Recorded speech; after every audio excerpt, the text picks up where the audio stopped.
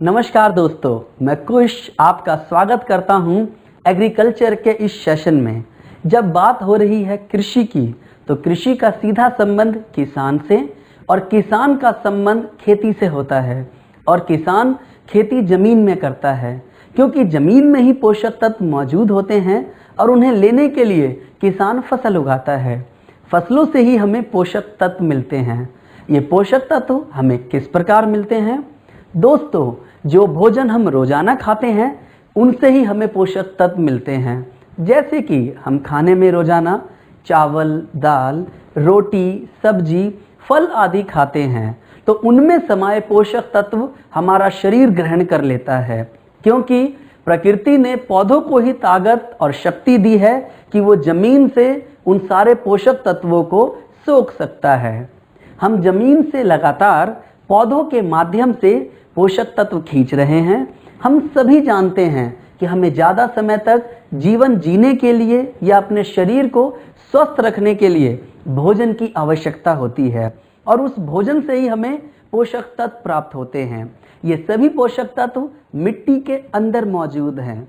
इसीलिए किसान खेती करता है ताकि हम सभी लोगों का पेट भर सके, और पेट भरने का मतलब हमें ऐसा खाना मिले जिसके अंदर पोषक तत्वों की मात्रा ज़्यादा हो। अगर हमें पोषक तत्व ज़्यादा मिलेंगे तो हम ताकतवर बनेंगे, स्वस्थ रहेंगे और हमें कोई बीमारी नहीं होगी, यानी कि बिना किसी रोग के स्वस्थ जीवन जिएंगे। तो दोस्तों, इसी एग्रीकल्चर सेशन को आगे बढ़ाते हुए मैं आपको अपने भारत देश की कृषि के बारे में बताता हूँ। भारत एक कृषि प्रधान देश है। हमारे देश की 2/3 जनसंख्या यानी कि 70% से ज़्यादा की जनसंख्या सीधे तौर पर किसान परिवार से जुड़ी हुई है।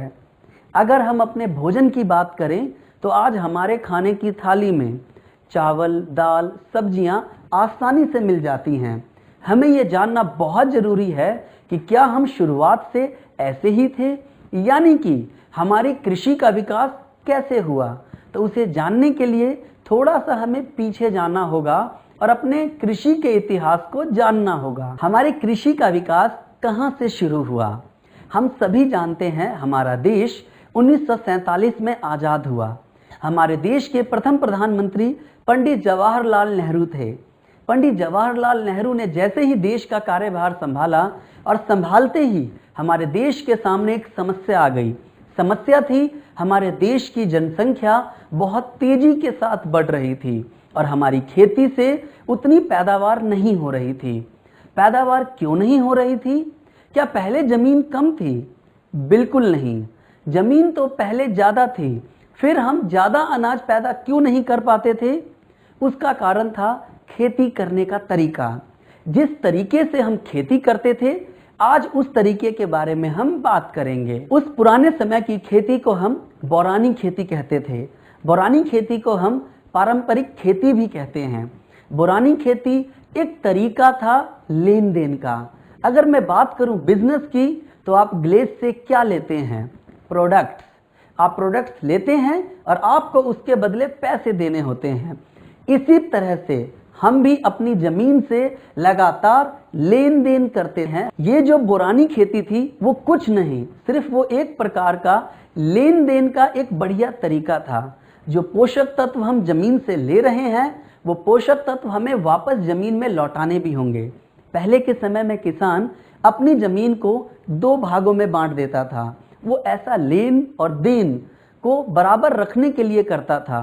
वो जमीन के एक भाग में फसल उगाता था और दूसरे भाग को खाली छोड़ देता था, और उस दूसरे भाग में गोबर, राख, सड़ी गली पत्तियां और घर से निकली हुई वेस्ट चीजें होती थी, उसे उस भाग में डालता था। अब यहाँ पर लेन देन कैसे चल रहा है?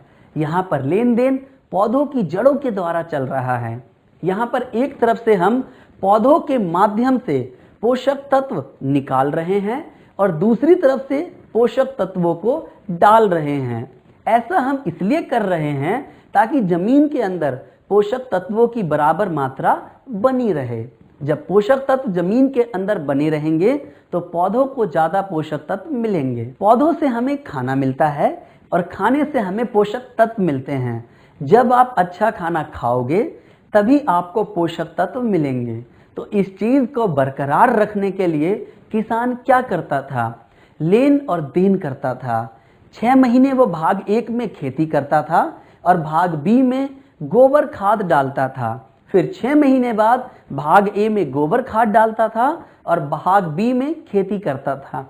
लेकिन इससे हमें नुकसान ये होता था कि हमारी पैदावार पूरी नहीं हो पाती थी। अगर हम दोनों भागों में पैदावार करें तो पैदावार ज़्यादा होगी।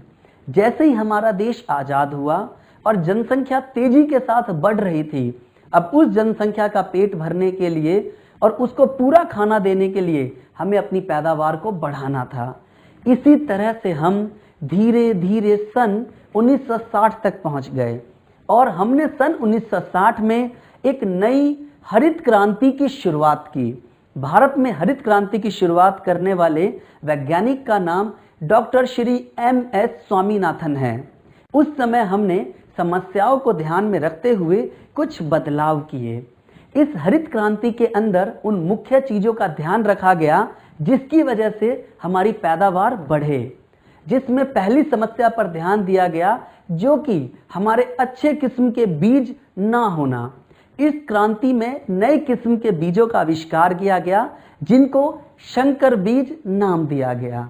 हरित क्रांति का पहला उद्देश्य संकर बीज इस्तेमाल करना था और दूसरा रासायनिक खादों का उपयोग करना। रासायनिक खाद जो आज हम इस्तेमाल कर रहे हैं जैसे यूरिया, DAP, MOP और पोटाश आदि, इन सभी की शुरुआत 1960 से की गई। रासायनिक खाद के साथ हमने एक और चीज का इस्तेमाल करना शुरू कर दिया, वह रासायनिक पेस्टिसाइड थे। रासायनिक पेस्टिसाइड का मतलब कीटनाशक यानी कि जहर, क्योंकि हमें फसल को पैदा करने के साथ साथ उसे बीमारियों से भी बचाना ज़रूरी होता है। हरित क्रांति का तीसरा उद्देश्य नहर नालों का विकास करना था। पानी के लिए नहरों का विकास किया गया, नाले बनाए गए, सरकारी ट्यूबवेल लगाए गए। अपनी फसलों की पैदावार बढ़ाने के लिए हमने उनका उपयोग करना शुरू किया। जैसे ही हम उनको उपयोग में लाए तो हमारी पैदावार बढ़ने लगी। जब हमारी पैदावार बढ़ने लगी तो हम धीरे धीरे इस रासायनिक खाद और पेस्टिसाइड्स का इस्तेमाल बढ़ाने लगे। लेकिन हमने यूरिया का ज़्यादा इस्तेमाल करना शुरू कर दिया जो कि एक रासायनिक है। DAP, MOP आदि चीज़ों का इस्तेमाल करना शुरू कर दिया और धीरे धीरे आज हमने उसकी मात्रा इतनी बढ़ा दी कि एक ही केमिकल का बार बार इस्तेमाल करने से जमीन के पोषक तत्वों की कमी होने लगी है। ये समस्या शायद हमारे किसानों को पूरा ज्ञान न मिल पाने की वजह से आई। उन्होंने ज़्यादा पैदावार के लालच में इसका ज़्यादा उपयोग करना शुरू कर दिया। अब उसका असर हमारी ज़मीन पर दिखने लगा।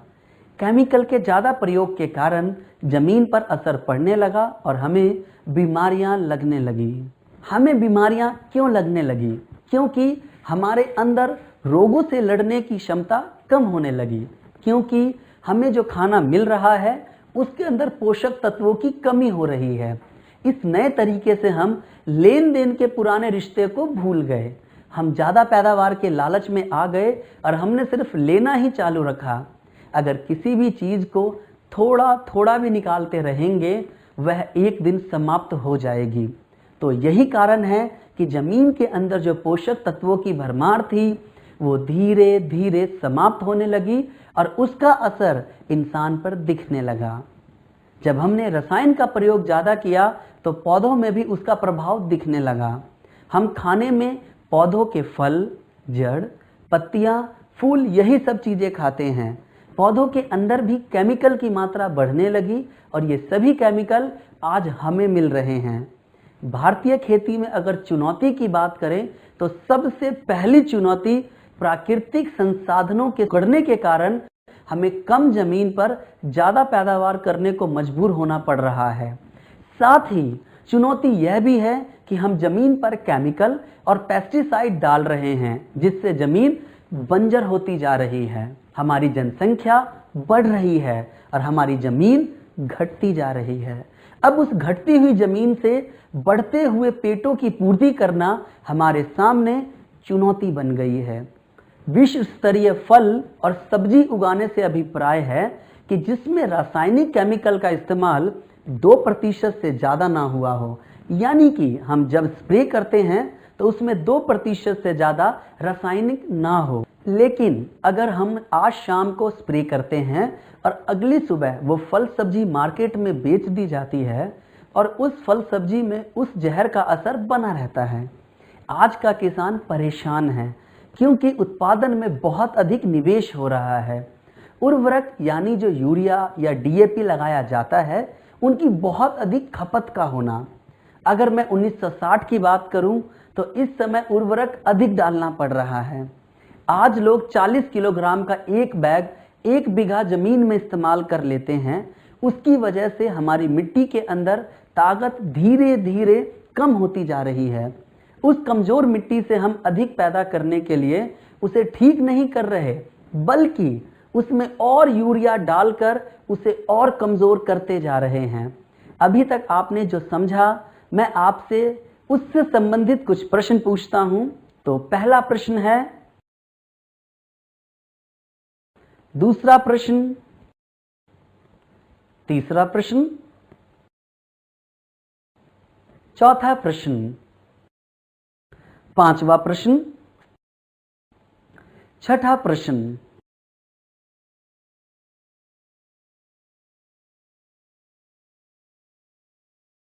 किसान की अगली परेशानी है फसलों में रोगों का ज़्यादा होना। पहले के मुकाबले आज फसलों में बहुत ज़्यादा बीमारियां आने लगी हैं। उदाहरण के लिए कपास यानी कि रुई के अंदर इतना कीड़ा लगने लगा है, किसान उसको रोकने के लिए केमिकल इस्तेमाल करते हैं।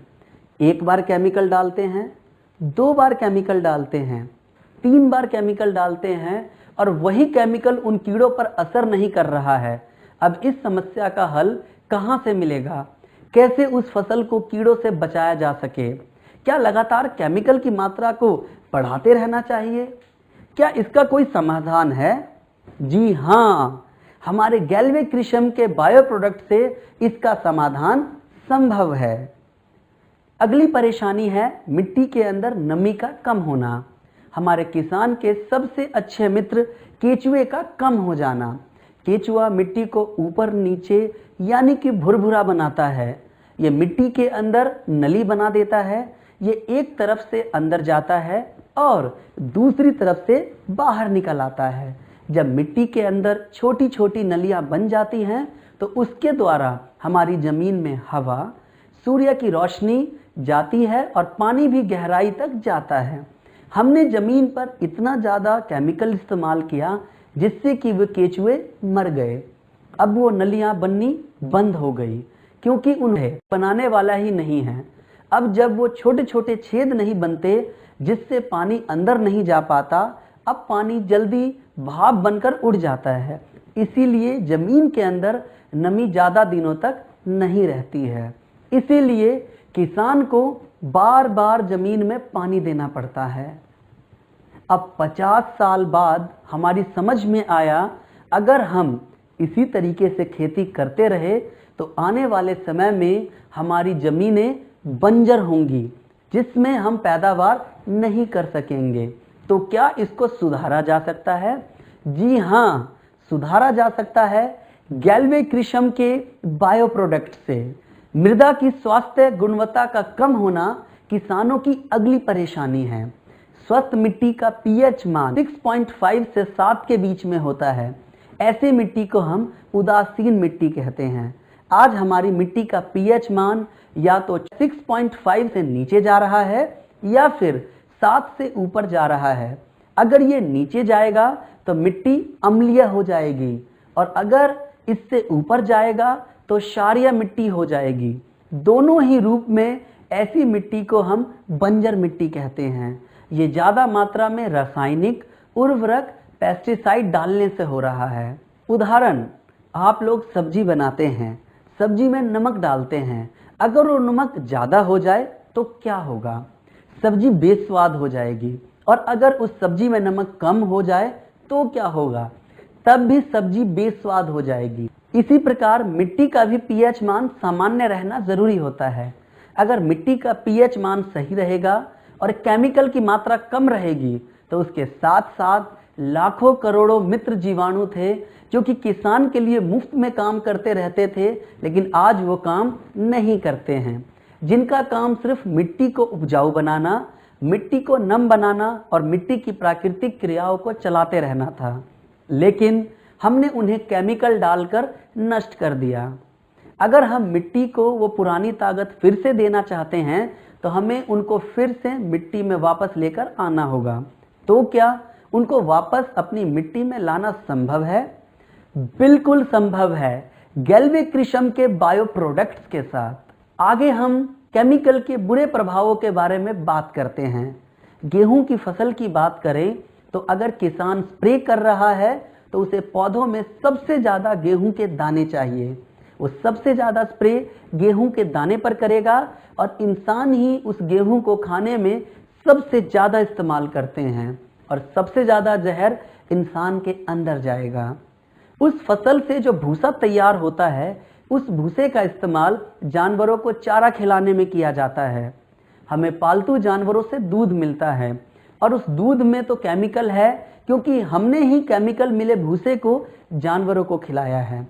कुल मिलाकर देखा जाए तो केमिकल किसी न किसी रूप में हमारे अंदर पहुंच ही जाता है और बचा हुआ केमिकल मिट्टी में मिल जाता है और मिट्टी में मिला हुआ केमिकल भी घुलकर पानी में पहुंच जाता है। पानी के अंदर जो छोटे छोटे जीव हैं जैसे मेढक, मछली आदि कई जीव इसके संपर्क में आते हैं तो ये केमिकल इनके अंदर चला जाता है और उस छोटे जीव को जो भी पक्षी या कोई अन्य जंतु ग्रहण करता है तो उसके अंदर भी ये केमिकल चला जाता है। इन केमिकल को परसिस्टिंग केमिकल कहते हैं, यानी कि पीढ़ी एकांतरण केमिकल।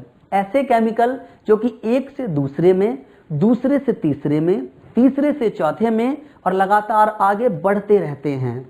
अगर हम DDT की बात करें तो एक बार मिट्टी में इस्तेमाल करने से अगले आने वाले 20 सालों तक इसका असर मिट्टी के अंदर बरकरार रहेगा। इस चक्र को गैल्वे कृषि के प्रोडक्ट के द्वारा तोड़ा जा सकता है। हम गैल्वे कृषि के प्रोडक्ट का अगर इस्तेमाल करना शुरू करें तो ये चक्र अपने आप ठीक हो जाएगा। आज जो हम इतना सारा केमिकल जो कि दूध, पानी और खाने से ले रहे हैं तो हमारा आने वाला भविष्य भी केमिकल युक्त होगा। दोस्तों, आज का समय अगर हम देखें तो छोटी सी उम्र में ही हमें चश्मे लग जाते हैं, बाल पक जाते हैं और छोटे छोटे बच्चों को किडनी और दिल की परेशानी हो जाती है, अपंगता आने लगी है क्योंकि उन्होंने जो खाना खाया है उसके अंदर पूरे पोषक तत्व नहीं हैं। क्या इसको दूर किया जा सकता है? बिल्कुल दोस्तों, किया जा सकता है और इसका तरीका है गैल्वे कृषि के बायो प्रोडक्ट से। अगर हम गैल्वे कृषि के बायो प्रोडक्ट का इस्तेमाल करें जो हानिकारक केमिकल रहित है तो अपने भविष्य को सुधारने के लिए हमें अपनी खेती को भी बदलना होगा और आज ही रासायनिक खेती को छोड़कर हमें नई किस्म की खेती पर आना होगा। उस खेती का नाम जैविक खेती है और अगर दूसरे शब्दों में कहें तो गैल्वे कृषि की खेती। जैविक खेती उस खेती को कहते हैं जिसमें हानिकारक रासायनिक केमिकल का प्रयोग ना किया जाए तथा मित्र जीवाणुओं और प्राकृतिक उर्वरक के साथ जो खेती की जाए उस विधि को हम जैविक खेती कहते हैं। तो इस मौके का फायदा हमें कहां से उठाना चाहिए? Glaze trading India private limited के कृषि प्रोडक्ट से। दोस्तों, अब हम फसलों में आने वाली सामान्य बीमारियों की बात करते हैं। बीमारी का सिर्फ एक ही मतलब होता है और वो है नुकसान। इसी तरह से किसी फसल के अंदर कोई बीमारी लग जाए तो फसल में पौधों को नुकसान, पैदावार का नुकसान तथा किसान को पैसे का नुकसान और उसने जो लागत लगाई उसका भी नुकसान होता है। तो अगर फसल में कोई बीमारी लगती है तो उसे किसान को नुकसान ही होता है। पौधों में बीमारी भी पैदा करने वाला कोई जीव होता है जिसका नाम रोग कारक है। रोग का मतलब होता है बीमारी और कारक का मतलब करने वाला। रोग कारक कहाँ रहता है तो मैं आपको बताता हूँ। ये रोग कारक आपको 3 जगह पर मिलेगा। पहला हवा में, दूसरा पानी में और तीसरा मिट्टी में मिलेगा। ऐसे ही एक रोग कारक के बारे में हम बात करेंगे जिसका नाम फंगस या फफूंदी या कवक है। अगर दूसरी भाषा में कहें तो नोना, भुआ, भेकुर, छतरा ये सब इसी के नाम हैं। ये हर जगह मौजूद रह सकता है। जब भी ये बीमारी हमारी फसल में आती है तो हमारी फसल की जड़ों, तनों, फलों, पत्ती और बीजों को गला देती है। दूसरी परेशानी बैक्टीरिया की है, जिसे हम जीवाणु भी कहते हैं। ये भी हमारी फसल को बीमार करता है। यह हमारी फसल को उगने नहीं देता, यह हमारी फसलों को गला देता है। ये हमारी सब्जियों को खराब कर देता है। यहाँ दो हमारे मुख्य रोग कारक हैं जिनके बारे में हम बात कर रहे हैं, जो कि हमारी फसलों को खराब कर देते हैं। ये रोग कारक कहाँ से हमारी फसल को बीमार कर सकता है? सबसे पहला रोग कारक हमें मिट्टी के अंदर मिलेगा, दूसरा हमें बीज में मिलेगा, तीसरा हमारी फसल की जड़ों को खराब कर सकता है, चौथा तने को गला देगा, पांचवा हमारे पत्तों को खराब कर देता है, छठा हमारे फूलों और फलों को भी खराब कर देता है। यानी कि पौधों के सभी भागों में ये बीमारी पैदा कर सकता है। किसी भी बीमारी को रोकने के लिए दो तरीके हैं, एक होता है ट्रीटमेंट और दूसरा होता है मैनेजमेंट। आप क्या चाहते हैं, ये आपका निर्णय है। मैनेजमेंट और ट्रीटमेंट में क्या फ़र्क है? मैनेजमेंट बीमारी आने से पहले किया जाता है और ट्रीटमेंट को बीमारी आने के बाद किया जाता है। अगर हम मैनेजमेंट बीमारी आने से पहले करेंगे तो हमारी फसल को नुकसान नहीं झेलना पड़ेगा। अगर हम ट्रीटमेंट बीमारी आने के बाद करेंगे तब तक हमारी फसल में नुकसान हो जाएगा। तो मैनेजमेंट पहले ही करना पड़ेगा। इसीलिए जब भी आप किसी किसान के पास जाएं और उसकी फसल में कोई बीमारी नहीं लगी है, तब भी आप उसे अपने कृषम के बायो प्रोडक्ट इस्तेमाल करा सकते हैं। तो दोस्तों, ये रहे हमारे गैल्वे कृषम के 5 बेहतरीन प्रोडक्ट्स, जिनसे अगर किसान जैविक खेती करता है, ये प्रोडक्ट उसके लिए फायदेमंद साबित होंगे। तो यहाँ पर दोस्तों आज का ये ट्रेनिंग सेशन खत्म होता है। धन्यवाद।